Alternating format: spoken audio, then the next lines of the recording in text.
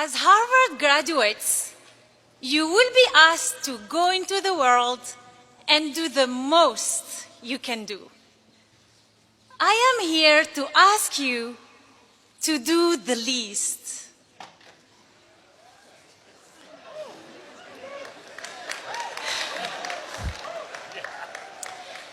I grew up in a small village in Algeria. Every Friday, my sister and I had our weekly shower at the public bath. We didn't have running water at home. On winter nights, we cuddled against the cold because our heat was cut off. And on some days, we hid our hunger in order not to worry our parents. When I was 7 years old, my country plunged into a bloody civil war. Every night, I prayed to God that tomorrow there would not be an empty seat at our dinner table. On one hot summer day in 1994, my life was changed forever by a man whom I never met, do not know, and can never thank. My mother was at the local market when she noticed a chaotic gathering. Wading into the crowd, she learned that the French government was allowing some Algerians to find refuge from war. All you had to do was write your name on a list. My mother desperately wanted to sign that list. That list might promise her daughters a better future. But there was one problem. My mother was illiterate.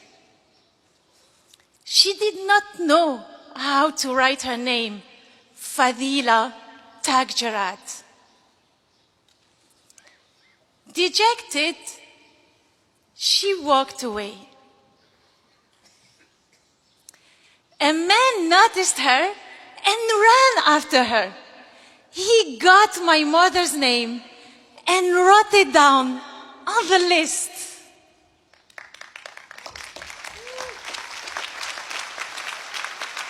A few months later, my family was fortunate to immigrate to France. I was sad to leave my beloved homeland, caring neighbors, childhood friends, and extended family. But I knew that bright opportunities awaited me. Had I stayed in my village, assuming I was spared from bullets or bombs, my life would have been very different. I would not have become the first woman in my family to graduate from college, to work and live abroad. I would not have had the chance to call Harvard my home this past year.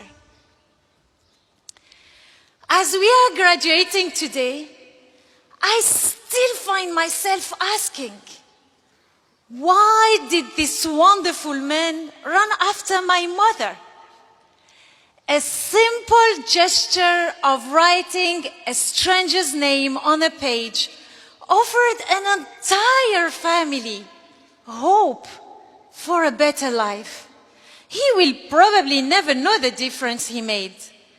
But from the small seeds of his goodness have grown fruits of prosperity for my family, myself, and everyone whom we touch. I now have the ability to shape my world. But this ability was sparked by one little encounter which lit up the course of my life. So that is the real power. The power of little things.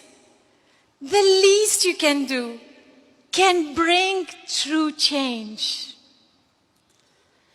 Perhaps you have been blessed in your lives with small gifts that made big changes. Maybe it was a teacher who instilled in you her love of a certain subject, or a kind stranger who helped you with directions when you were lost. At Harvard, I see it every day in the smiles of the cafeteria staff who keep me so well caffeinated. And in ad hoc babysitting circles, small things, such small things. But from these small things grow inspired people, lasting friendships, and stronger communities. When one person thanks another, the second person often replies, "Oh, it's the least I can do." Because often, the least you can do can be more than enough. You don't need to move mountains. Maybe it's a matter of translating documents for a family at the immigration office, or offering a car ride to a pregnant lady. You never know how these small gestures can affect people's lives. But I can tell you, they do. Fellow graduates, of course, do the most you can do. Your education and legacy demand it. But also, do the least you can do. Because the least you can do might turn out to be the most significant. To that gentleman in Algeria, I now say, شكرا, والله يعافيك. Thank you, and God bless you.